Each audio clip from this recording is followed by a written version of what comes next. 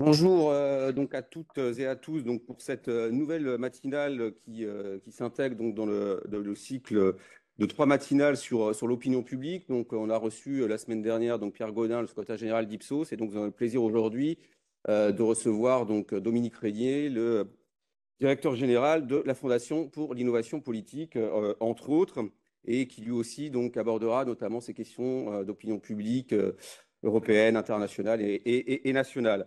Dans son intervention, la question qui pourra se poser, on en a parlé peut-être juste avant, voilà, c'est qu'est-ce qu'on appelle aujourd'hui l'opinion publique. Cette opinion publique internationale, voilà, ou cette opinion publique européenne, est-ce qu'elle existe? Est-ce que cette opinion publique n'est pas par définition corrélée à une communauté politique, à une cité, à un régime déterminé et surtout délimité par ces frontières? Et c'est précisément donc pour saisir la réalité de cette nouvelle agora mondiale, nourrie par les réseaux sociaux et les médias en continu, que nous avons donc aujourd'hui souhaité inviter Dominique Régnier, que je remercie d'être parmi nous ce matin.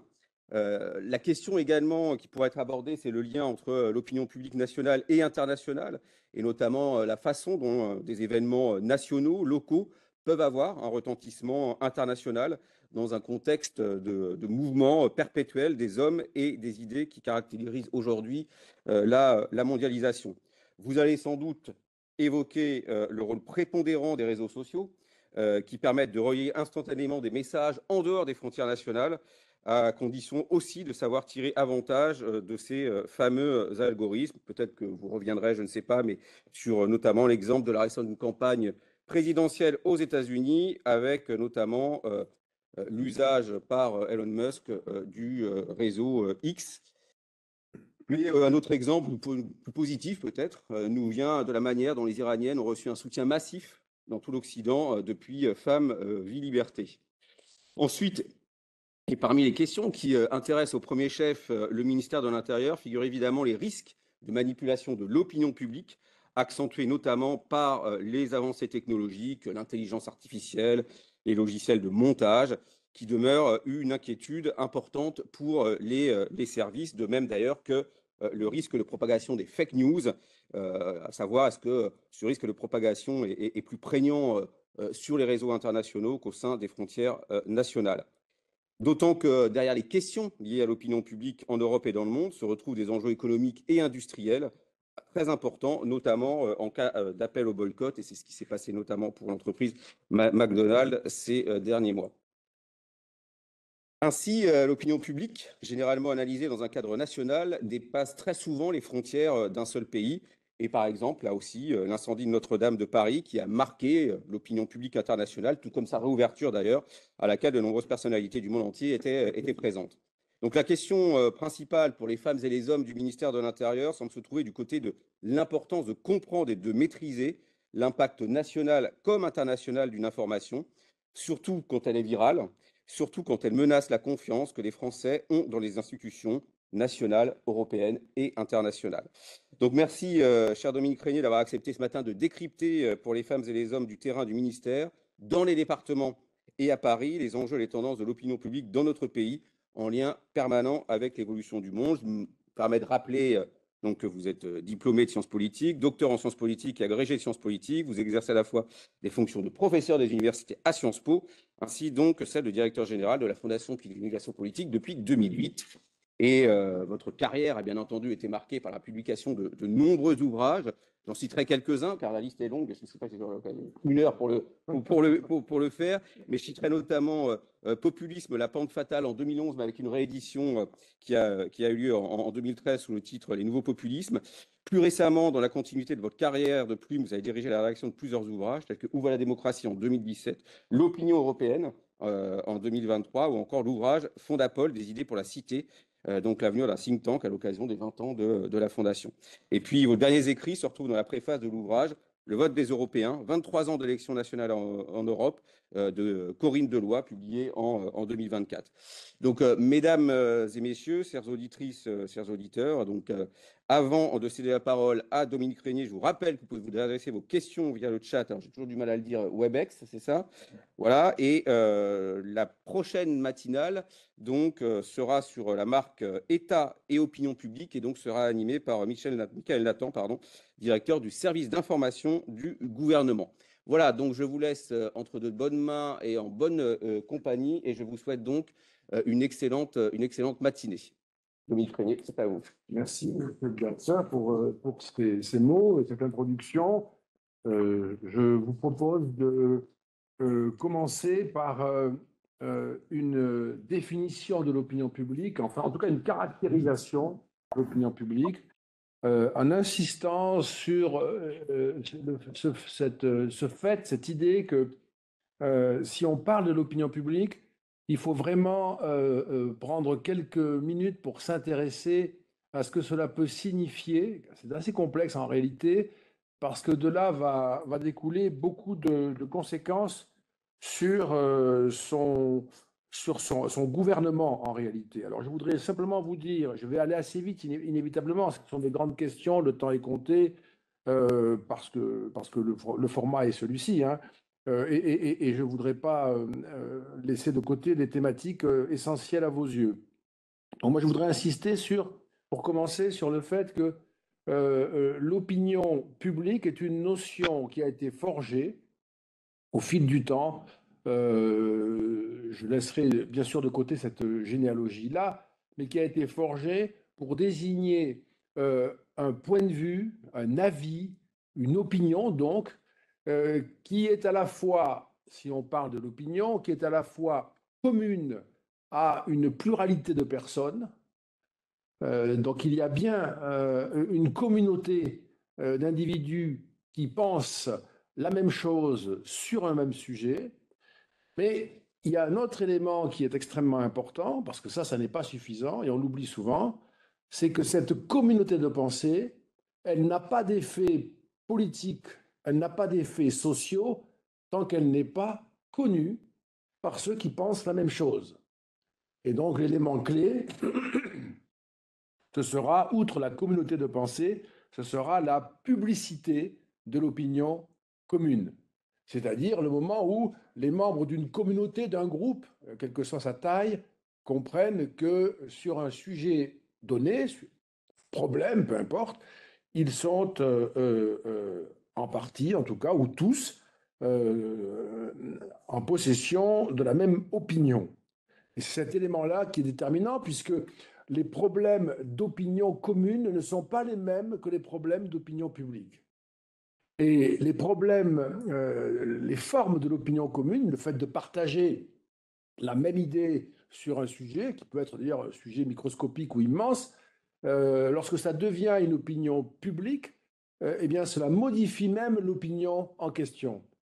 Je vous donne un exemple de très grande importance et qui a toujours été présent d'une certaine manière, y compris dans des questions de gouvernement. Gouvernement au sens, pour moi, de gouvernement de la cité, hein, vraiment l'aspect fondamental. Quand une communauté a le sentiment de partager la même conception de l'univers, avec la même idée religieuse, par exemple, elle va découvrir sa communauté à travers les rites, les pratiques, les règles que cette religion peut instituer, générer. Et puis, il y aura, à un moment donné, comme ça s'est passé dans l'histoire, la découverte qu'il y a des groupes d'individus qui ont des conceptions différentes, qui sont des variations, voire qui sont des négations de la communauté de croyance initiale. Et à partir de ce moment-là, se joue une dialectique, un mouvement historique, des dynamiques dans l'opinion qui n'existent pas tant qu'il n'y a pas la publicité de l'opinion qui est la mienne en commun avec les autres, ou que je ne sais pas qu'il y a des opinions différentes de la mienne. Voilà. Et je vous donne un deuxième exemple très différent. Dans les anciens pays de l'Europe de l'Est, lorsqu'ils étaient communistes, il y avait des enquêtes d'opinion qui étaient faites par l'autorité, parce que l'autorité voulait connaître l'état de l'opinion. Mais ces enquêtes n'étaient pas publiées, c'était des enquêtes secrètes. ce qui est la pratique d'ailleurs, historiquement, c'est la pratique la plus répandue, hein.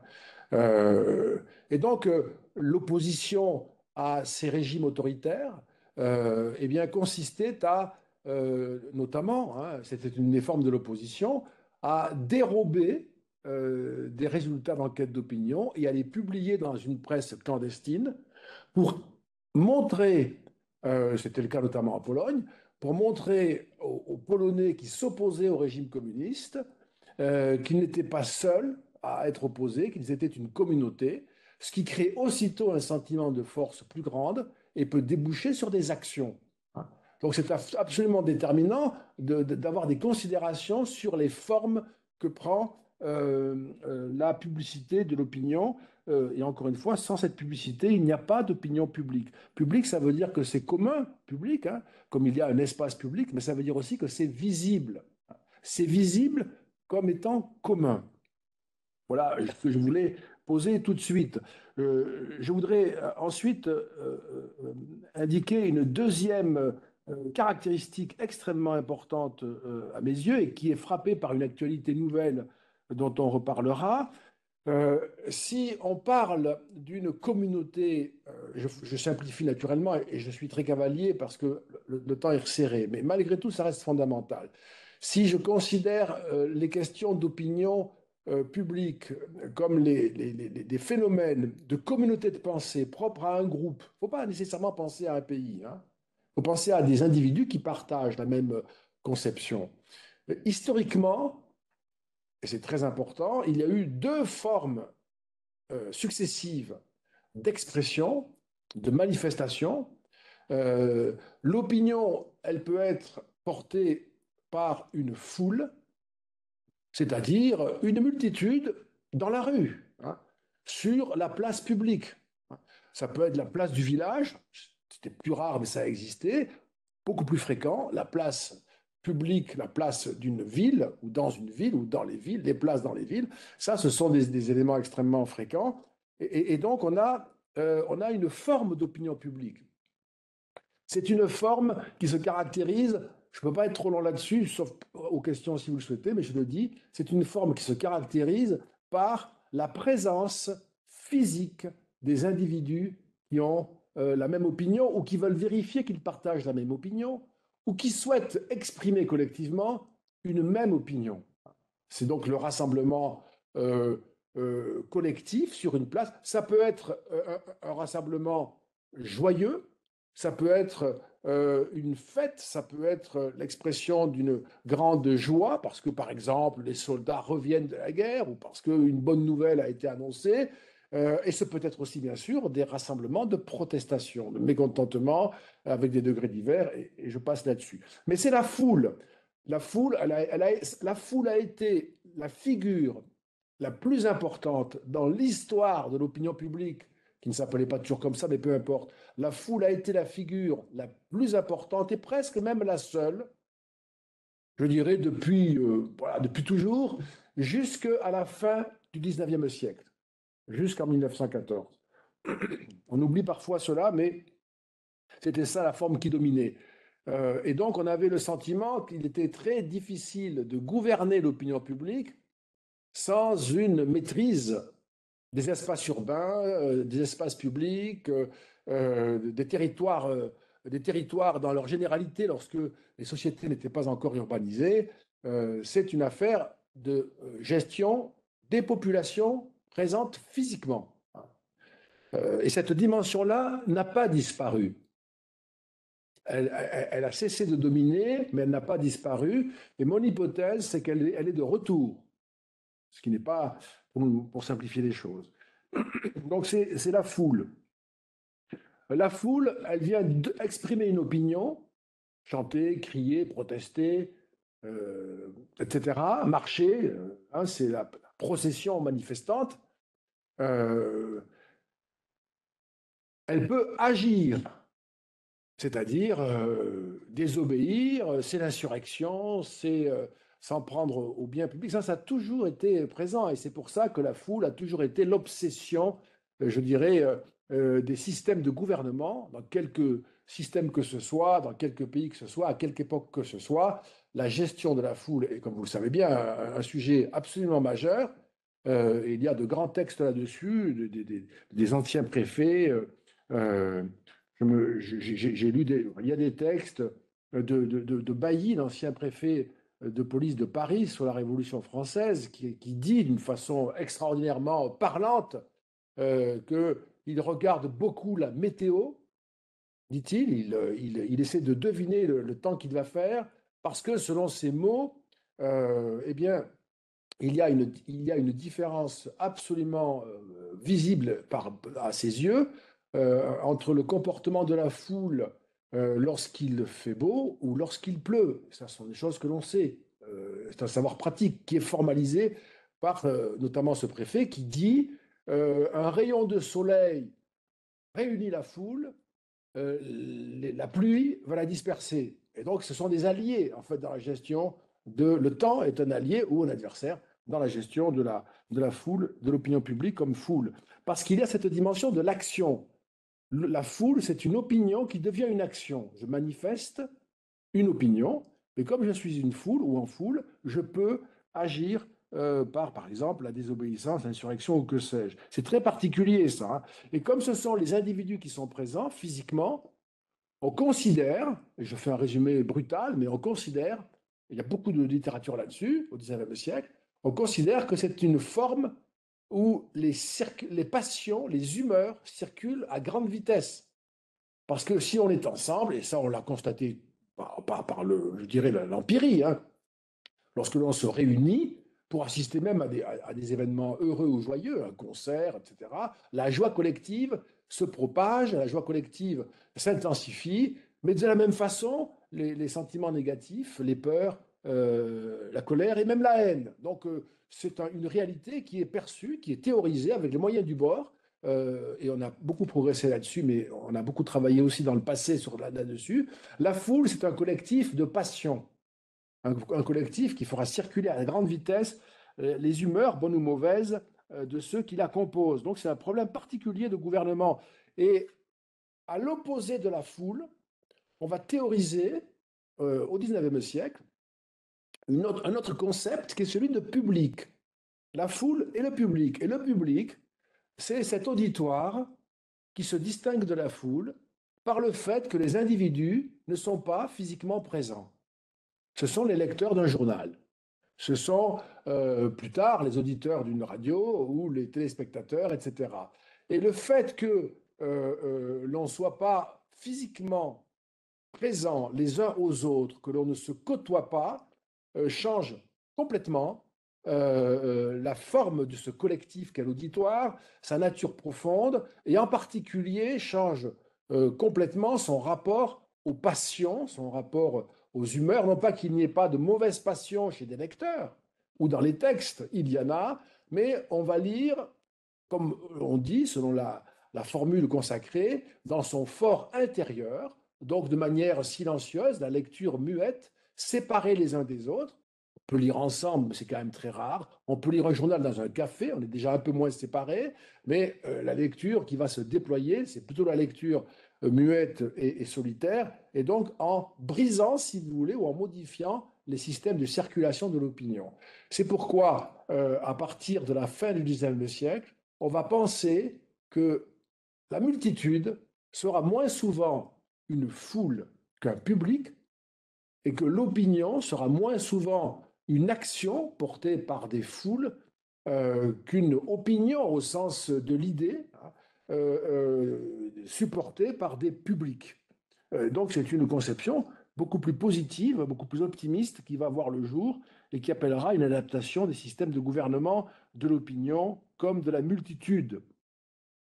L'opinion publique, troisième élément que je veux porter ici, après donc la distinction entre opinion commune, opinion publique et puis la foule et le public, le troisième élément, il est que c'est une force sociale, l'opinion publique. C'est une force sociale et il faut le penser de manière, a priori, de manière neutre. C'est-à-dire que c'est une force sociale qui peut constituer une contrainte, mais aussi une ressource. On peut avoir à réguler, voire à s'opposer à des mouvements d'opinion, on peut avoir à les utiliser, on peut avoir à chercher un soutien auprès d'eux. Et c'est vraiment en ces termes qu'il faut se poser la question ici. Je ne vais pas développer les exemples, vous les avez sans doute à l'esprit, mais c'est en permanence une ambivalence. L'opinion publique, elle est une ressource et elle peut devenir une contrainte. Et ça tourne sans cesse, parfois de l'un à l'autre. La colère sociale, je ne donne pas d'exemple, mais je l'illustre par une catégorie générale. La colère sociale qui peut enflammer un pays, par exemple au moment des Gilets jaunes, se propage, s'intensifie, et puis elle peut donner lieu, à un moment donné, à une demande forte de retour à l'ordre, d'apaisement. Il y a une fatigue émotionnelle qui s'installe. Et pour ceux qui ont la charge de gouverner ces problèmes-là, et encore une fois, je ne parle pas du gouvernement simplement au sens national avec un Premier ministre et des ministres, je pense au fait de gouverner la cité, et tous ici, vous y participez évidemment.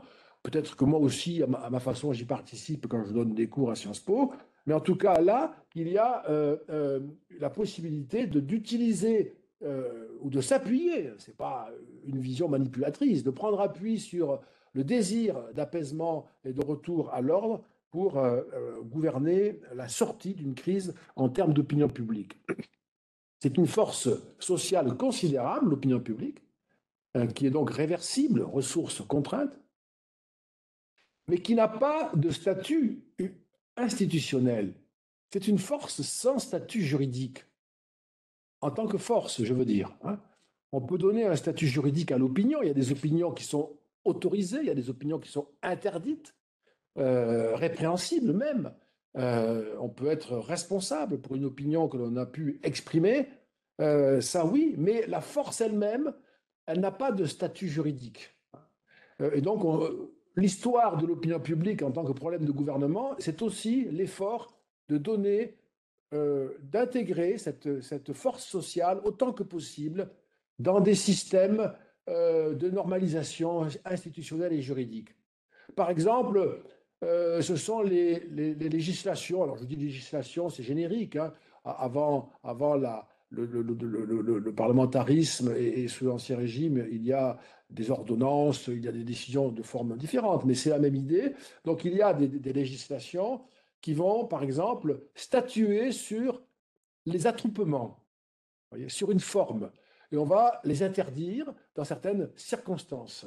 On va définir un attroupement par la réunion de 3 personnes sur une place publique ou dans une rue à un moment où il est considéré dangereux de laisser les gens se réunir. Et donc, on va avoir une réglementation particulière pour cela. On va donner tardivement en France, comme ailleurs, partout, tardivement la liberté de manifester, qui est d'ailleurs une liberté, je passe là-dessus, qui est souvent mal comprise dans les débats qu'on peut entendre, et ça vous a sans doute choqué à tel ou tel moment. On n'a pas exactement la liberté de manifester comme on a la liberté d'écrire un article ou de donner son opinion. Il y a une particularité dans tous les systèmes, car manifester précisément, ça devient dangereux. C'est des gens qui se réunissent dans la rue, qui protestent, possiblement, et qui peuvent donc, en tant qu'ils sont présents dans la rue, passer à une action qui pose problème en termes de gestion de l'ordre public.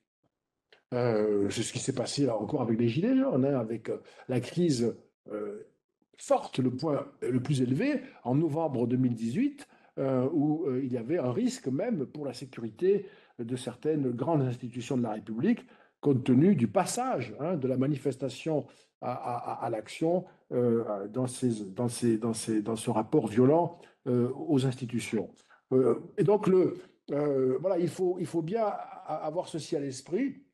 La manifestation a été réglementée, régulée, et assez largement, j'en profite pour vous le dire, assez largement, dans une discussion avec des alliés non étatistes, que sont les partis politiques et les syndicats. Et je le dis parce que ces alliés non étatistes n'ont pas toujours le même rôle, n'ont pas toujours la même force. Et aujourd'hui, faire un aller-retour, mais ça peut être dit comme ça, aujourd'hui, ces partis et ces syndicats, comme vous le savez, sont soit très affaiblis dans leur capacité à co-réguler ce qu'il faisait parfaitement dans un passé récent avec les autorités publiques, la gestion d'une manifestation. Ils se sont beaucoup affaiblis, c'est ainsi, c'est l'histoire générale de la politique, je passe là-dessus. Et deuxièmement, ils ont une dimension protestataire qui est beaucoup plus importante que par le passé. Et donc, je pose comme élément que le Rassemblement national ou la France insoumise, et probablement plus la France insoumise que le Rassemblement national en termes de protestation manifestante dans la rue, hein, sont des forces qui sont électoralement puissantes et qui n'ont pas du tout le même rapport à l'ordre public, alors que les autres partis plus conventionnels, comme le Parti communiste français, le Parti socialiste, etc., et tous les autres, eh bien, sont très affaiblis. Ça veut dire que pour gérer les phénomènes d'opinion publique en tant que foule manifestante, il y a une difficulté qui n'existait pas auparavant et qui est considérable aujourd'hui. Ça veut dire pour moi, personnellement, ça veut dire qu'il y a des risques beaucoup plus grands d'affrontements beaucoup plus violents et que donc ça va modifier la dynamique de tout cela. Donc ça, ce sont des éléments qui sont essentiels et sans lesquels je pense qu'on ne peut pas vraiment comprendre l'enjeu du gouvernement de l'opinion publique. J'ajoute, pour aller vite sur ce point-là, que évidemment, comme vous le savez, on a en quelque sorte déjà parlé, mais les phénomènes d'opinion publique se passent dans toutes les communautés humaines, dans tous les systèmes politiques, à toutes les époques. Ça n'a jamais été absent, nulle part, ça a été absent. Dans les systèmes despotiques, il y a une opinion publique. Elle est comprimée, elle est réprimée, elle est manipulée massivement, mais il y a une opinion publique. Hein. Je passe là-dessus. Dans les systèmes démocratiques, pour aller vite, hein, les systèmes démocratiques, les systèmes libéraux, eh bien, nous avons des systèmes politiques qui sont les systèmes se caractérisant par le choix stratégique, philosophique aussi, mais stratégique ici, de gouverner les phénomènes d'opinion publique en les libérant autant que possible. Non pas pour leur donner toute liberté, mais pour être en capacité, premièrement, de connaître l'état de la société. Plus la société est libre, plus ceux qui gouvernent en connaissent l'état. Plus la société est comprimée, moins ceux qui gouvernent en connaissent l'état, contrairement d'ailleurs à ce qu'ils pensent parfois.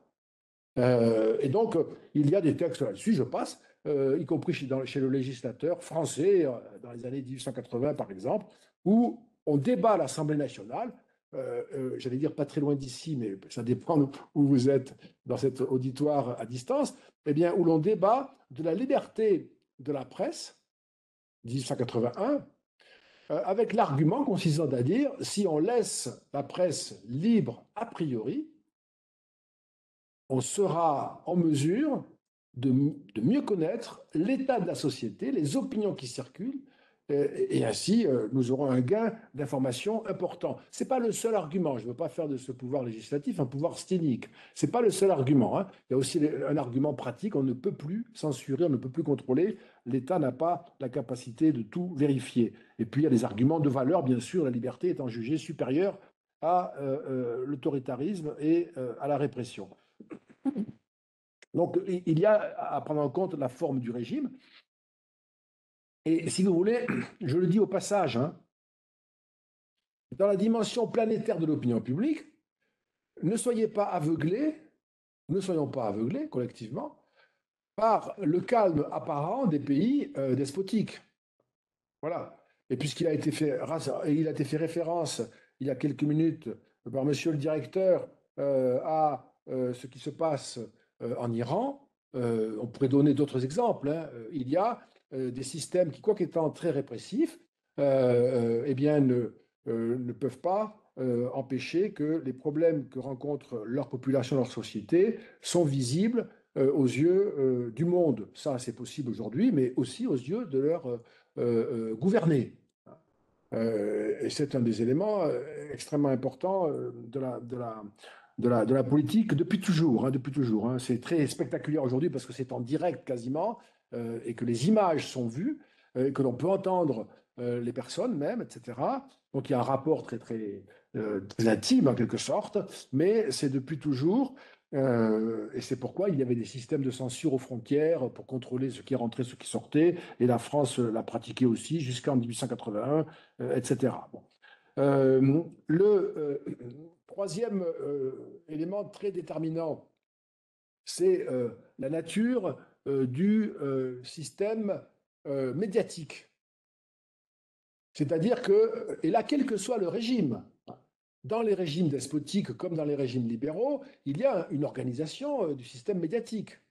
Et quelle que soit l'époque, avant l'imprimerie, il y avait une organisation du système médiatique, c'est-à-dire on organisait la prise de parole. Qui peut parler en public? Les prédicateurs ont-ils le droit de parler? À quelles conditions? Il fallait qu'ils s'inscrivent, qu'ils aient une autorisation, un numéro. Enfin, il y a toute une police de la prédication chez nos prédécesseurs et nos glorieux ancêtres. Donc, c'est parce qu'ils ont fait quelque chose d'extraordinaire, qui était vraiment de tout inventer, et il faut bien sûr l'avoir à l'esprit. Donc on cherche à créer des systèmes qui vont ordonner ce qu'on va appeler les médias. C'est récent, mais enfin, on va dire ça pour aller vite. On va ordonner le système médiatique. Et dans le passage de la foule comme forme ordinaire et même comme forme quasiment unique pendant longtemps, de la foule au public, la question médiatique est essentielle. Tout à l'heure, je l'ai dit, c'est parce que l'on se met à lire que la foule devient publique. C'est aussi parce qu'on passe des campagnes aux villes, des villages aux métropoles, de l'agriculture à l'industrie. Vous voyez, c'est tous ces processus très, très importants de transformation. Je le dis très vite, mais il faut l'avoir à l'esprit. Vous le savez, mais il faut l'avoir à l'esprit parce que c'est ce qui nous arrive à nouveau en ce moment, la globalisation, a ce même effet de transformation absolument radicale et très profonde de toutes nos vies, je pense, moi, de toute l'humanité. Je pense qu'aucun pays n'y fait exception. Il y a même ce que je considère être une déstabilisation existentielle pour chacun de nous dans une expérience comme celle-là, quelle que soit sa position sur la planète et sa situation dans sa propre société. Tout est bouleversé. Nous assistons à des événements, à des opportunités, à des menaces dont nous ne connaissions même pas l'existence il y a un quart de siècle. Donc c'est un changement profond de mentalité. Nous sommes tous très perturbés par cela. Et donc tous les systèmes de gouvernement de l'opinion sont évidemment bouleversés eux aussi. Et il faut assez largement chercher à régénérer ces systèmes de compréhension et d'action publique dans le gouvernement de l'opinion pour s'adapter à ces changements qui d'ailleurs sont en cours. Donc on ne sait même pas exactement sur quoi on va déboucher pour une période de stabilité qui sera limitée. Donc il y a un effort de réglementation de l'expression des opinions. Je passe sur les éléments de détail, mais il va falloir, et on va le faire, hein, et ça a été fait dans le passé, hein, il va falloir déterminer euh, euh, le degré de marge, on pourrait dire de liberté, mais je préfère le dire de façon neutre, le degré de la possibilité, les marges que nous avons, que l'on va accorder aux gouvernés pour s'exprimer publiquement. Et donc, vous savez qu'il y a toute une grande époque où rien ne peut être dit publiquement qui n'a pas été contrôlé auparavant, notamment pour l'édition, c'est la grande affaire de la censure. On contrôle avant, et si on autorise le texte, il peut paraître avec une autorisation du censeur. Bon. Ce système-là a été saturé, un peu comme aujourd'hui les réseaux sociaux, a été saturé par l'imprimerie qui a gagné en productivité et qui a fait qu'il y avait beaucoup trop de textes en circulation pour qu'on puisse les censurer, les vérifier avant. Donc ils sortaient sans l'autorisation, ils venaient des Pays-Bas, enfin c'était vraiment impossible. Et donc cette censure a priori, avant donc, a été abandonnée, c'est la loi en France de 80, 1880, mais c'est partout pareil, hein, a été abandonnée dans les pays libéraux par ce qu'on appelle une responsabilité a posteriori. Vous faites ce que vous voulez, mais on dit d'abord quelles sont les choses que vous n'avez pas le droit de faire, et si vous les faites, vous serez puni parce qu'on va vous obliger, en échange de la liberté, élément important à mon avis pour la suite, on va vous demander, en échange de la liberté de donner votre opinion, de vous identifier. Si j'écris, ça a commencé par l'imprimerie. Donc, je vais écrire un article ou un livre, il y aura le nom de l'auteur, il sera responsable, le nom de l'éditeur, il sera responsable. Et on pourra donc, après la publication, et l'imprimeur, bien sûr, le nom de l'imprimeur, et après la publication, on pourra saisir la justice pour punir un auteur, un imprimeur, un éditeur, enfin un éditeur, un imprimeur, parce qu'il y aurait un délit d'opinion. Et donc, on met ça en place. C'est la liberté a priori, la responsabilité a posteriori. C'est le fantastique moment de développement de l'opinion publique, c'est après l'installation de ces systèmes libéraux en France en 1881 et un peu partout dans le monde, je dirais, démocratique à la fin du XIXe siècle. Mais ça veut dire qu'il faut préciser quelles sont les formes d'opinion qui sont refusées. Et là, on va énumérer, alors c'est très simple dans la loi initiale, c'est très pur, on énumère, il est interdit de colporter des fausses nouvelles, des fake news, hein, c'est interdit, donc si vous le faites, vous en rendrez compte. Il est interdit de diffamer une personne, il est interdit d'inciter à la haine et à la violence. Et donc, le juge peut apprécier quelles sont les opinions qui incitent à la haine, etc., etc. Mais c'est une jurisprudence qui sera très bien menée, abondante et qui a bien fonctionné, c'est-à-dire qui a maintenu assez longtemps l'ordre public et la liberté.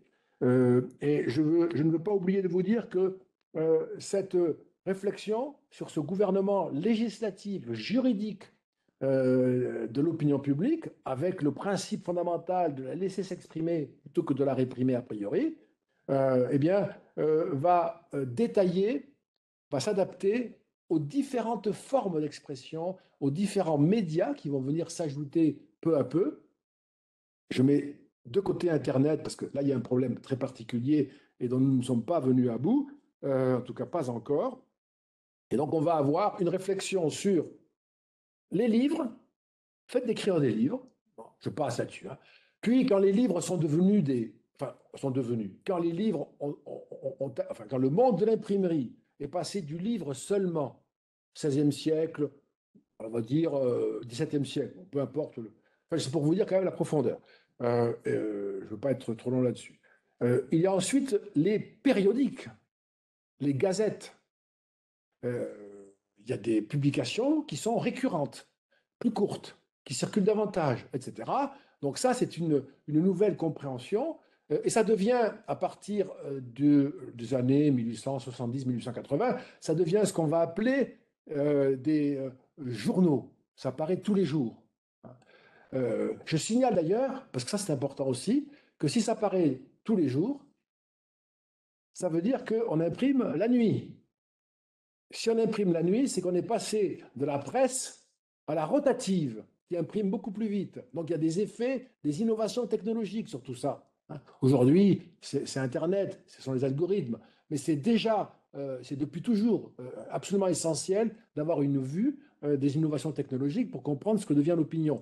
Et si je publie beaucoup d'exemplaires dans la nuit, je ne peux pas les distribuer partout le jour si je n'ai pas le chemin de fer, les moyens de transport, etc.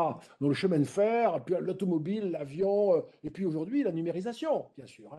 Tout ça, c'est la même structure fondamentale qui se transforme sous l'effet des découvertes, des innovations et qui change complètement le gouvernement de l'opinion publique. Bon, ça sont les éléments clés, même s'il faut passer dessus.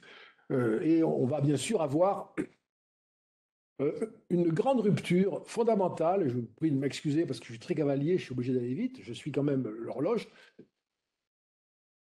Longtemps, la presse a été dominée par le texte.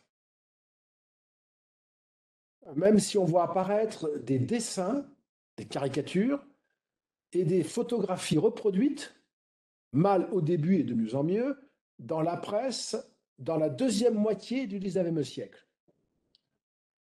Alors, je signale, ce sont des points clés, je vous signale que la publication de caricatures va poser un problème spécifique aux législateurs, parce que se moquer par un dessin, marquer son irrespect par un dessin amusant qui va voilà, produire une certaine émotion dans la société et qui ne nécessite pas de savoir lire. C'est la caractéristique du dessin. Il ne nécessite pas, pas toujours, parfois si, mais pas toujours, de savoir lire. Ça étend, si vous voulez, l'auditoire potentiel. Ça intègre parfois aussi même les enfants. Ça, c'est une des caractéristiques du dessin. Intégrer ceux qui ne sont pas encore dans la capacité de comprendre les enjeux. Et ça déploie le message auprès de ceux qui ne sont pas alphabétisés. Selon le type de dessin, bien sûr, je passe sur les détails. Et c'est pourquoi d'ailleurs le développement de l'école, de l'alphabétisation, sera un support essentiel à la transformation de l'opinion, formation en tout genre. Et ceci va donner lieu à une manifestation nouvelle des opinions par les images. Pour nous, c'est familier, c'est banal, même si c'est très problématique et pratiquement de plus en plus, mais les images ont été longtemps un peu une exception par rapport au texte. C'était d'ailleurs la même chose pour le web qui a commencé par être très largement un réseau de textes et qui est devenu aujourd'hui majoritairement un réseau où circulent des images et même des images en direct, hein, sans aucun filtre, sans aucun contrôle, sans aucune censure, sans aucune mesure du risque, etc. C'est une adaptation permanente. C'est absolument fascinant et impressionnant et même inquiétant, en tout cas pour ma part, compte tenu du potentiel des images sur, pas aujourd'hui, depuis toujours, mais sur les esprits à l'échelle de la planète.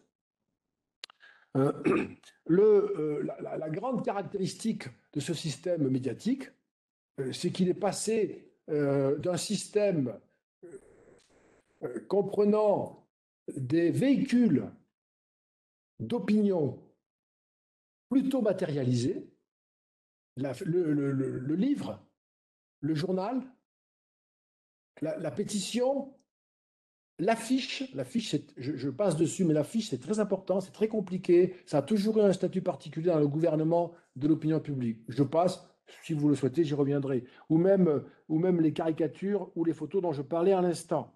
Donc il y a ces supports qui sont des supports physiques, matérialisés. On peut saisir, par exemple, un stock de livres, s'il y a un problème. Toute la force de la puissance publique est disponible pour cela, et si le droit lui en est donné, elle agit. On peut fermer des frontières, etc. On avait ces outils à disposition. Vous le savez, évidemment, nous sommes passés, depuis en fait très peu de temps, hein. Ça fait, il n'y a même pas... il n'y a même pas 50 ans, hein, il y a 30 ans, 35 ans que nous sommes passés à un monde complètement différent, la numérisation, la transformation des véhicules, des idées, des textes, des images, etc., qui s'est en quelque sorte, je pourrais dire, dématérialisé, parce que ce n'est pas dématérialisé, c'est du code. Ça passe par des tuyaux, ça passe par des satellites. Donc il y a de la matière, hein, quel que soit le point sur lequel on puisse s'accorder. C'est pas tout à fait, il faut des antennes, il faut des réseaux, il faut des centrales qui font tourner, qui font de l'énergie, etc. Bref, il ne faut pas exagérer le caractère dématérialisé, mais vous voyez ce que je veux dire, c'est-à-dire que la circulation, elle est beaucoup plus facile. Les systèmes sont poreux. Je ne peux même pas être sûr de pouvoir empêcher dans une réunion, par exemple ici, qu'on fasse rentrer un message sur notre interface qui n'est pas autorisé, etc. Moi, j'ai eu ce problème à Sciences Po quand on a fait cours en Zoom pendant la Covid. Il y avait des messages qui étaient venus perturber le cours, des messages, je dirais, je ne sais pas, nihilistes, hein, qui étaient faits uniquement pour semer le désordre. Mais j'avais un amphithéâtre numérique de 500 étudiants et venaient s'intercaler des messages qui avaient été introduits par des pirates de ces réseaux. Et il a fallu les muscler beaucoup, ces réseaux, pour arriver à éviter ça. C'était très perturbant pour tout le monde. Donc, vous voyez, on n'a même pas la certitude de pouvoir filtrer, hein. C'est à ce point-là aujourd'hui, hein, et ce sont des questions que probablement, pour certains, vous connaissez bien et sans doute mieux que moi, mais il y a de grands enjeux sur la sécurité du numérique. Et on a plutôt tendance à penser quand même aujourd'hui, quand on discute avec des personnes très au fait, qu'il est quasiment impossible d'éviter les intrusions, le piratage, etc. Bref, sauf dans des systèmes très très sophistiqués réservés à des institutions très rares. C'est dire à quel point nous vivons un monde qui n'a jamais été aussi ouvert, transparent, hein, à part dans les systèmes despotiques, où vous avez des intranets, comme la Chine, un peu comme ce que fait l'Iran, même sans y arriver tout à fait, ce que fait la Russie en y arrivant moins que la Chine. Et c'est peut-être une tendance de certains régimes, ou peut-être une tendance universelle, je ne sais pas, que de fermer les systèmes s'ils le peuvent. En tout cas, un territoire placé sous l'autorité d'une puissance publique spécifique. Euh, je voudrais aborder dans les minutes qui suivent ce que j'appellerais les cycles du gouvernement de l'opinion publique, euh, à partir de tout ce que j'ai indiqué ici. Il y a eu toute une modalité de gouvernement de l'opinion publique. Encore une fois, gouverner, c'est conduire, comme vous le savez, c'est organiser, vérifier, contrôler, faire en sorte que les choses se passent de la meilleure façon possible pour ceux qui ont la responsabilité d'agir pour une communauté. Je veux dire comme ça, de façon très générale, les gouvernants, au sens local, national, voilà. Eh bien, euh, cet effort de gouverner l'opinion publique a toujours existé. Je ne connais pas de société dans laquelle ça n'a pas eu lieu, même si c'était avec des façons différentes, avec des mots différents. Par exemple, on n'a pas parlé d'opinion publique avant, avant le XVIIIe siècle, hein. Donc, pour ne parler que de nous, hein, les Occidentaux, mais on parlait du problème depuis toujours, depuis toujours, hein. Donc, ce n'est pas le mot qui doit nous arrêter, c'est la chose. Eh bien, dans le gouvernement des opinions et de leur expression, on trouve une espèce de modalité très ancienne euh, qui permet au pouvoir, quel qu'il soit, d'utiliser les caractéristiques de la forme sociale. Alors, je l'illustre de manière très simpliste, hein, et encore une fois très cavalière, mais c'est obligatoire. Euh, les sociétés, j'allais dire un mot, les sociétés rurales, agraires, qui existent depuis l'Empire sumérien, donc pas mal de temps. Les sociétés qui ne sont plus nomades, hein, qui sont des sociétés fixes, se sont organisées à partir de leur état, hein, de leur état avec un petit e, hein, c'est-à-dire de leur situation, hein. Société rurale, donc on travaille la terre, élevage, ça veut dire que la densité est faible. On gouverne des sociétés à faible densité. Il y a des points, euh, des villes, des cités, il y a des points où il y a une population plus grande. On aura un gouvernement spécifique, hein. Mais la dispersion a été pendant très longtemps la modalité de gouvernement de l'opinion et du contrôle et de la surveillance, hein. D'autant plus que dans ces sociétés dispersées, il y avait ce que moi j'appellerais ici des formes traditionnelles de hiérarchie qui étaient acceptées par l'ancienneté du temps, par la tradition. Elles paraissaient naturelles, entre guillemets, elles paraissaient donc légitimes. Les anciens avaient vécu comme ça, donc on voulait vivre de la même manière. Il y aurait beaucoup à dire là-dessus, mais je passe. Eh bien, ces formes traditionnelles ont perdu de leur force parce que les sociétés changent. De la même façon, la dispersion a peu à peu laissé la place à une grande concentration. Dans les formes de dispersion, il y avait encore l'appui sur des croyances collectives, croyances religieuses en particulier, qui ont été modifiées. Et ainsi, cette première modalité de contrôle ou de gouvernement a peu à peu disparu. Elle a laissé la place à ce que j'appellerais une nationalisation, la notion de nation, une gestion plus large de la pensée ou des opinions collectives. Et c'est là que la presse est intervenue avec une forme, troisième instance. La première phase, c'est la hiérarchie traditionnelle. La deuxième phase, c'est la nationalisation avec les États, etc. La troisième phase, c'est le gouvernement dans des sociétés nationalisées par des médias qui permettent de s'appuyer principalement sur des publics plutôt que sur des foules, en s'appuyant par ailleurs sur, je l'ai dit, sur l'école, des partis, des syndicats et sur le suffrage universel. C'est très important aussi. sans oublier les progrès économiques et sociaux qui fabriquent de la légitimité.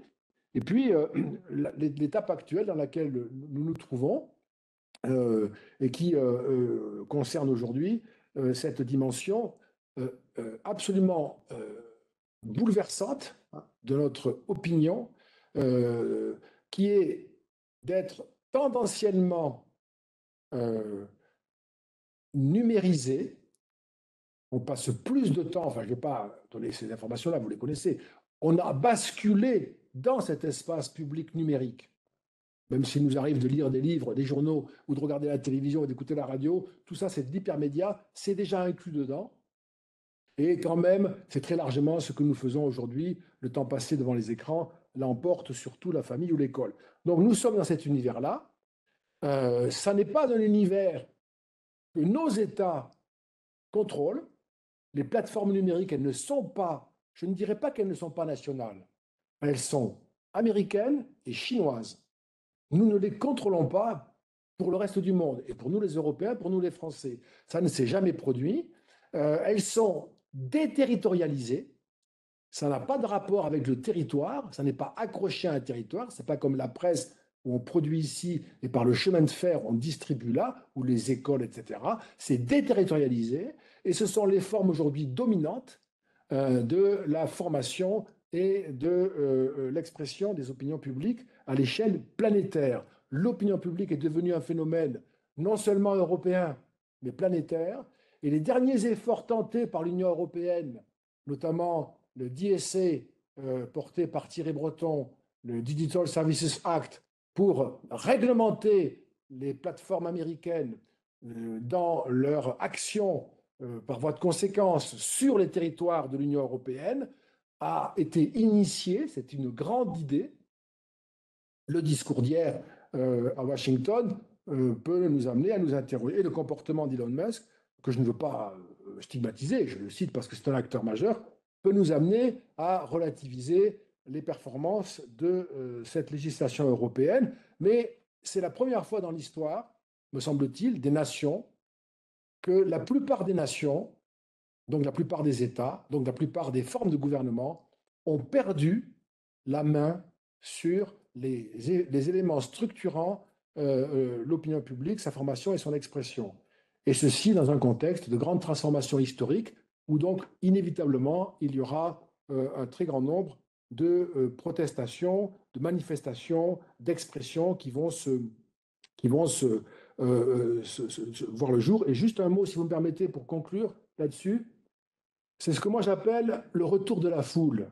Tout à l'heure, on l'a abordé, ça n'a pas disparu, mais c'était plutôt la forme minoritaire de l'auditoire. Je considère que nous entrons dans une nouvelle phase qui est celle du retour de la foule dans nos rues, sur nos places, dans nos sociétés, non pas malgré le numérique, mais à cause du numérique.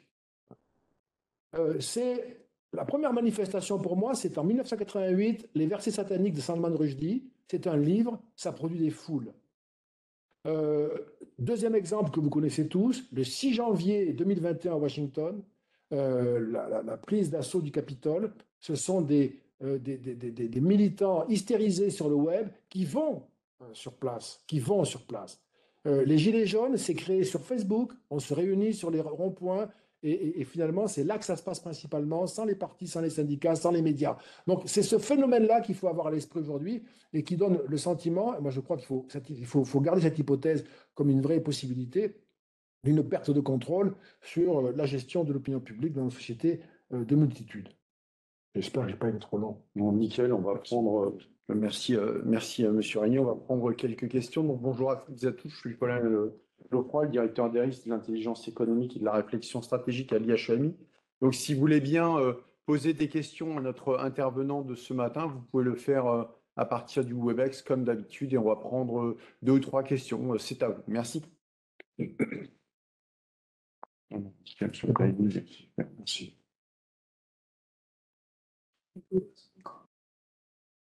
Aussi, oui. Alors, vous allez pouvoir poser votre question en direct. Je vous ai vu lever la main, donc il faut juste connecter votre micro qu'on puisse vous entendre. Voilà, je pense que c'est bon. Vous m'entendez? Super, oui, merci. Bonjour. Super, merci. Préfecture des Côtes-d'Armor, donc on est à la communication, service com, donc évidemment les réseaux sociaux, c'est notre quotidien. Merci beaucoup d'ailleurs pour votre présentation. Moi, je me suis fait une réflexion en fait pendant votre présentation. J'ai évidemment tout plein de questions à vous poser, mais bon, je Oui. vais raccourcir. Je me suis fait comme réflexion, est-ce que l'opinion publique, en fait, ne devient pas une course de l'information? Ce que j'appellerais, vous savez, le fameux buzz, ou, enfin oui, la course à l'information.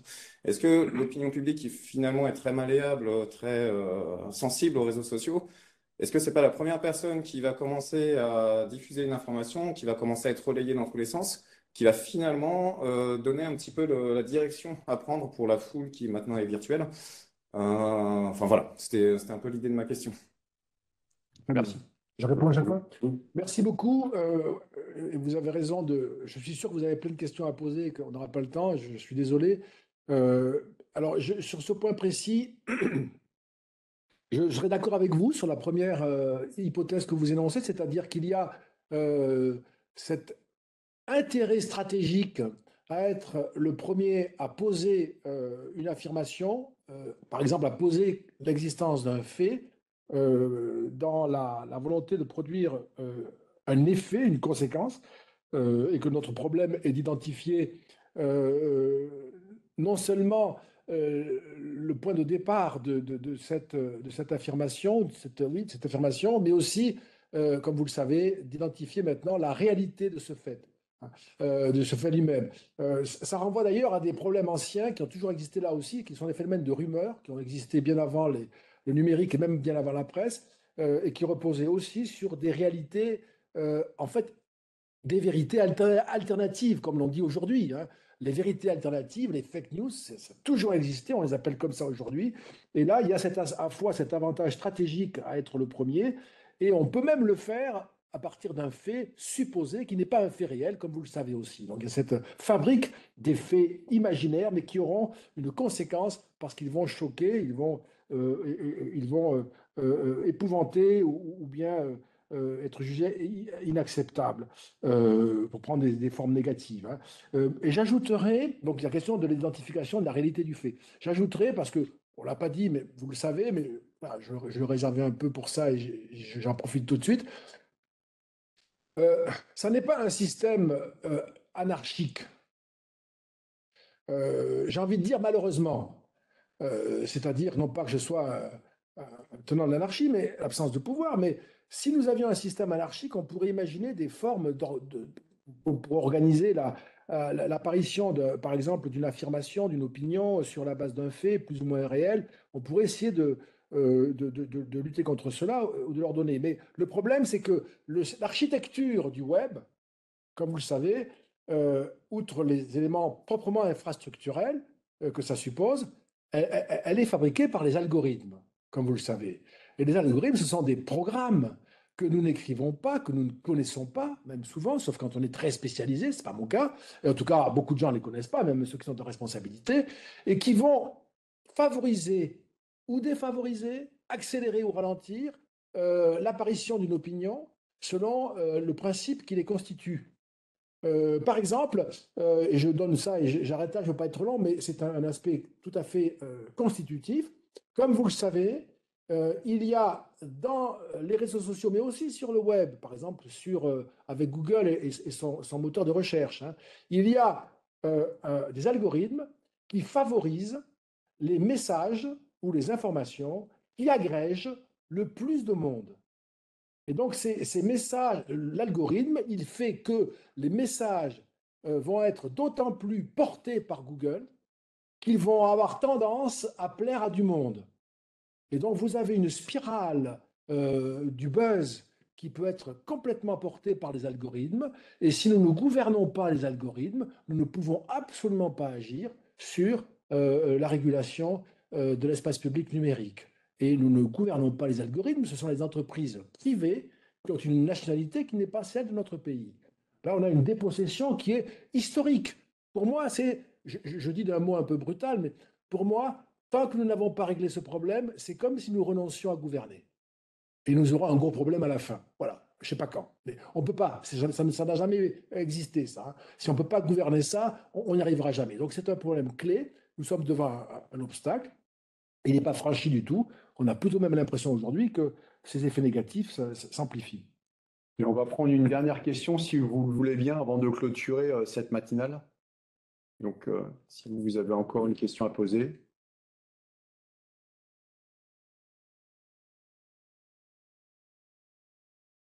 Bien, faute de questions, chères auditrices, chers auditeurs, je vous remercie de votre participation à cette matinale qui était animée par Dominique Régnier. Merci, professeur, pour la pertinence et la clarté de votre propos et votre éclairage sur l'opinion publique, hein, qui, comme vous le savez, à chaque fois suscite d'une part les interrogations des hauts fonctionnaires du ministère de l'Intérieur, mais aussi plus globalement de chaque citoyen ou citoyenne qui sommeille en nous. Donc je vous remercie, cher professeur, d'avoir animé cette matinale. Chères auditrices, chers auditeurs, la prochaine aura lieu sur les thèmes de l'opinion publique le 4 février.